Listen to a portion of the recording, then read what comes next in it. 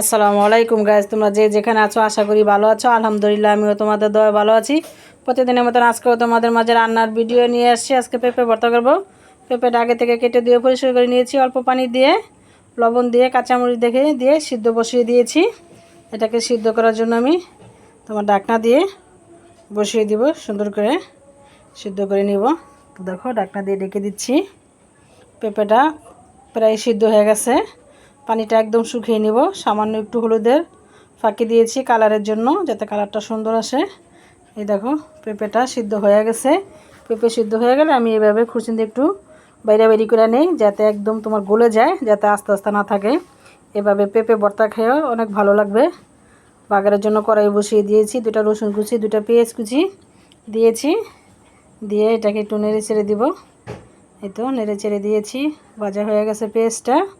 এখন দিয়ে দিব যে পেঁপে সিদ্ধ করে রাখছি, এই যে পেঁপেটা দিয়ে দিব। পেঁপেটা এইভাবে বাগার দিয়ে গরম ভাতের সাথে অনেক টেস্ট হয়। তোমরা এইভাবে হলে একবার খেয়ে দেখো, খুবই ভালো লাগবে। এই তো নেড়ে চেড়ে দিচ্ছি, তোমার সুন্দর করে দিয়ে দিব কিছু ধনিয়া পাতা কুচি। ধনিয়া পাতা কুচি দিলে অনেক টেস্ট হয়, ফেভারিটও ভালো আসে, খেতেও ভালো লাগে। তো ধনিয়া পাতা দিয়ে দিচ্ছি। দেখো ধনিয়া পাতা দিয়ে নিয়েছি। পেঁপে ভর্তা হয়ে গেছে। পেঁপে ভর্তা যদি ভালো লাগে লাইক কমেন্ট শেয়ার করে আল্লাহ।